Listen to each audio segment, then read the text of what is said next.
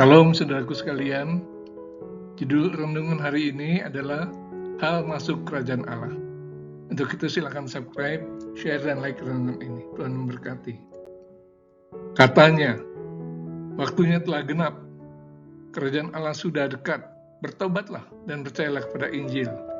Markus 1 ayat 15. Di dunia ini ada banyak sekali negara, baik negara besar seperti Amerika Serikat, maupun negara kecil seperti Monaco. Ada yang berbentuk kerajaan atau republik. Namun dalam kehidupan dunia rohani, hanya ada dua jenis pemerintahan, yaitu kerajaan Allah yang disebut kerajaan sorga dan kerajaan iblis atau kerajaan neraka. Tidak ada kerajaan lain di antara kedua kerajaan ini. Seseorang hanya bisa memilih satu saja. Jika tidak memilih kerajaan Allah, berarti dia memilih kerajaan iblis. Orang tidak bisa berdalih, saya netral kok, saya tidak beriman pada Allah, tapi juga tidak beriman pada iblis.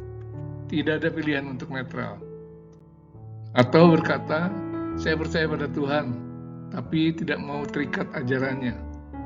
Jika berkata demikian, otomatis orang itu memilih kerajaan iblis. Mengapa? Karena untuk masuk kerajaan Allah perlu perjuangan. Sedangkan untuk masuk kerajaan iblis, dia perlu berusaha payah. Cukup turuti saja nafsu dosa dunia, pasti masuk kerajaan iblis.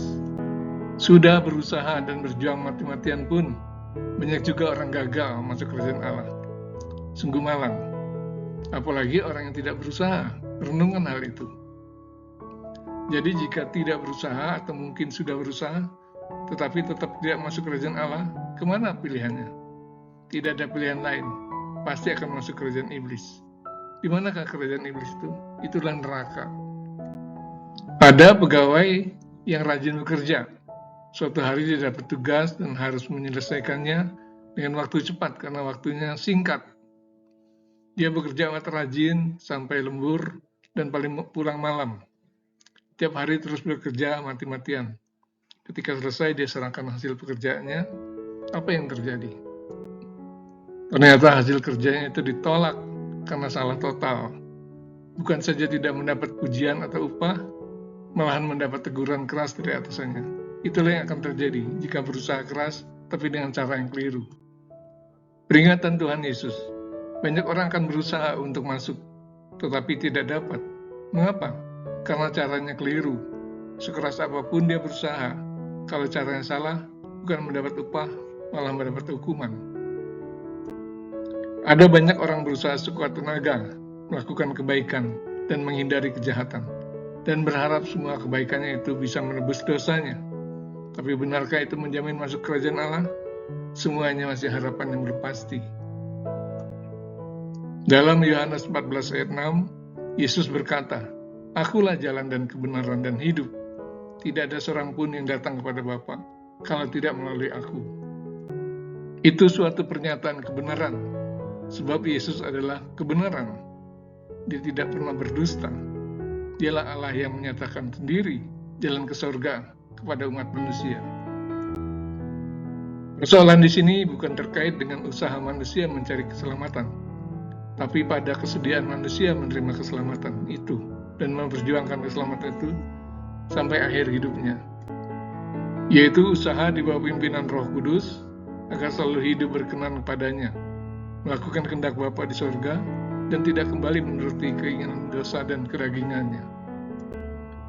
Berusaha untuk selalu menjadi terang yang semakin hari semakin terang, sampai terang yang sempurna. Berusaha untuk menghasilkan buah bagi Tuhan dan bagi orang lain. Banyak orang saat ini masih tenang-tenang saja, karena merasa kedatangan Tuhan atau hidupnya masih lama, atau merasa masih ada kesempatan. Sadarilah, waktu sudah sangat singkat, dan kesempatan manusia ada batasnya. Berhati-hatilah, jangan sampai terlambat sehingga pintu kerajaan Allah tertutup, maka penyesalan dan penderitaan kekal akan dialami. Peringatan ini tidak hanya ditujukan bagi orang yang belum percaya, tapi juga bagi mereka yang sudah percaya. Tapi kemudian karena godaan keinginan dagingan, kembali kepada kehidupan duniawi, berbuat kejahatan, dan melupakan Tuhan. Yesus adalah jalan untuk datang kepada Allah Bapa. Jika engkau sudah termasuk warga kerajaan Allah, pertahankan dan tingkatkan imanmu, kedekatanmu dengan Tuhan, dan pelayananmu. Tuhan memberkati. Amin.